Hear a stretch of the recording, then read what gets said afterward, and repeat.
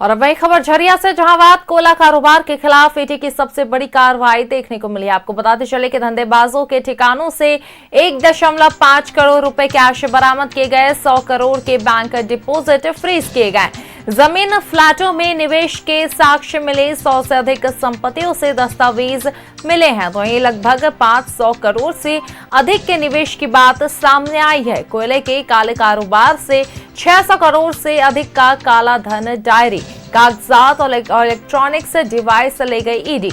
विजय सिंह, रंजीत सिंह, रोहित यादव, गणेश यादव, हरेंद्र चौहान, पप्पू मंडल, माधो सिंह, इम्तियाज अली, साबिर आलम, पप्पू दुबे, विजय पासवान, राजेश साय, शेखर यादव, उमंग कनौरिया, संतोष कुमार लाल, रितेश शर्मा, ओम प्रकाश सिंह, विशाल उर्फ विकी, शेखर यादव, संतोष कुमार शर्मा के ठिकानों पर पड़ी रेड।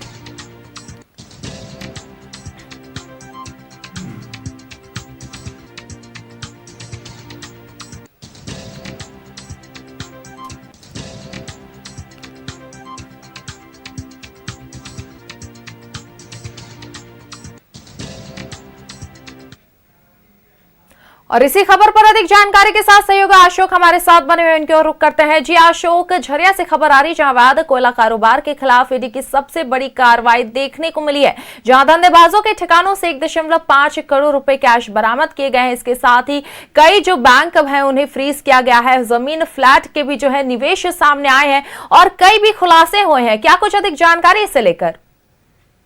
जी, कल हुए लगातार कार्रवाई के को लेकर ये कहा जा सकता है कि ये कोयलांचल में ईडी की सबसे बड़ी कार्रवाई है, क्योंकि 16 व्यवसायियों के 25 ठिकानों पर छापेमारी की गई थी।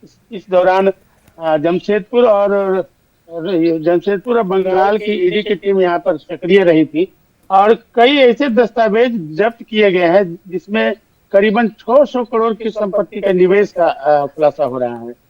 बड़ी मात्रा में कैश भी बरामद किया गया था उन लोगों के ठिकानों से।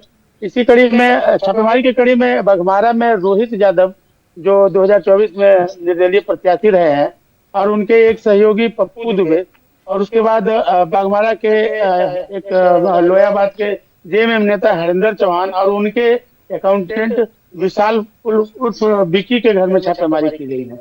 वहीं बहुधा कोक प्लांट में भी छापेमारी, अनिल गोयल के जो कोक प्लांट है उसमें छापेमारी की गई है। तो कुल मिला के कहा जा सकता है कि ईडी की ये जो पुख्ता तैयारी के बाद छापेमारी की गई थी। सूत्रों की माने तो पिछले बार जब कोयलांचल में लगातार छापेमारी की गई थी, खास करके अवैध कोयले से जुड़े हुए लोगों को का एक काला चिट्ठा उनके पास पहले से था और वही नाम के अनुसार में छापेमारी की गई थी। कई डिवाइस, कई ऐसे कहा जाता है एक डायरी भी मिला था, उसी के हिसाब से फिर से एक नया लिस्ट तैयार किया गया और उन्हीं लोगों के घर में या उन्हीं के आवाज पर फिर से छापेमारी इस बार जो की गई है। ईडी की इस कार्रवाई से खास करके जो अवैध कोयला व्यवसायी है उनमें हड़कंप मचा हुआ है और यह हालांकि देखने वाली बात होगी कि ये जो कार्रवाई है आने वाले दिनों में क्या रंग लाती है। जी बिल्कुल अशोक, जहां इतने दिनों से लगातार जो है कार्रवाई जारी है, इसमें कई कुछ खुलासे भी हो रहे हैं, तो क्या कुछ लगता है आगे क्या कुछ तस्वीरें देखने की संभावना है इसमें? जी, जिस तरह से सारा दिन ईडी की कार्रवाई चलती रही, छापेमारी लगातार जारी रही थी, तो ये कहना गलत नहीं होगा कि आने वाले दिनों में कई ऐसे चौंकाने वाले खुलासे होंगे। खासकर जो निवेश की बात कहा जा सकता है, फिक्स डिपॉजिट की बात कहा जा सकता है, क्योंकि कई ऐसे फिक्स डिपॉजिट को फ्रीज भी किया गया, कई बैंक खाते को फ्रीज किया गया है।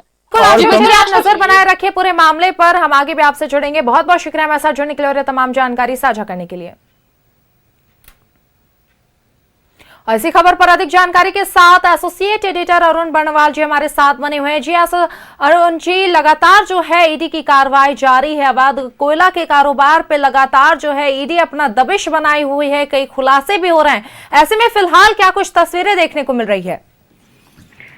देखिए सवार, जिस तरह केंद्र सरकार इस कोयलांचल में और खास करके धनबाद के बीसीसीएल इलाके में जो अवैध कोयले का कारोबार जो बहुत व्यापक पैमाने पर हो रखा था, एक समानांतर व्यवस्था, आर्थिक व्यवस्था चल रही थी, उस पे जो जब केंद्र सरकार की सख्त निगाहें पड़ी है तो उसके बाद से धड़ाधड़ कई कार्रवाई हो रही है। एक और जहां सीआईएसएफ के नए डीआईजी द्वारा लगातार अभियान चलाकर अवैध कोयला कारोबार पे या फिर स्टॉक पे कार्रवाई की जा रही है, वहीं कल सुबह 6:30 बजे जो ईडी की जो कार्रवाई हुई एक साथ 25 ठिकानों पे, उसने इस फील्ड के अवैध कोयला कारोबारियों में हड़कंप मचा दिया है। फिलहाल आप ये समझ सकती हैं इस अवैध कारोबार में जिस पर शिकंजा कसने की तैयारी में है बीसीसीएल, माफ करें ईडी, उसमें जो लिंक है मिल रहे हैं, जिनके जिनके लिंक हैं उनके ठिकानों पर छापेमारी हुई है, जो सीधे अवैध कोयले का खनन और व्यापार का जो काम करते हैं उनको धरने का काम कर रहे हैं।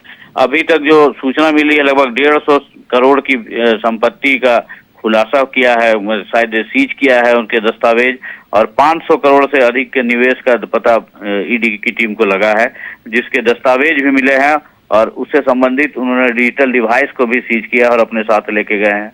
इस मामले में ईडी ने सहवार देखिए 2 अकाउंटेंट जो इन अवैध कोयला कारोबारियों के पैसे को ब्लैक से व्हाइट करते हैं, उनको भी उनके ठिकानों पर भी तलाशी ली है। उसमें एक रितेश शर्मा है और एक डीएन सिन्हा एंड कंपनी के ठिकानों पर भी हुई है।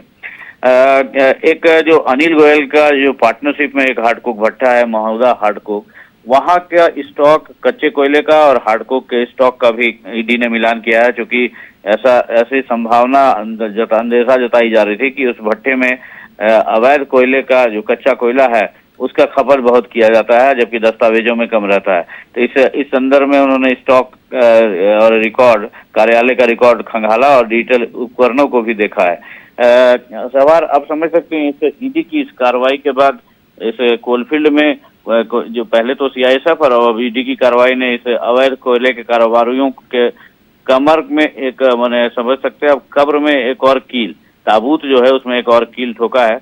और जिस तरह से केंद्र सरकार और गृह मंत्री अमित शाह की नजर है, जो आने वाले दिनों में इस फील्ड से कोयले का जो अवैध कारोबारी हैं उनको अपना बोरिया बिस्तर समेटना पड़ेगा। जी अरुण जी, चलिए बहुत बहुत शुक्रिया हमारे साथ जुड़ने के लिए और ये तमाम जानकारी साझा करने के लिए।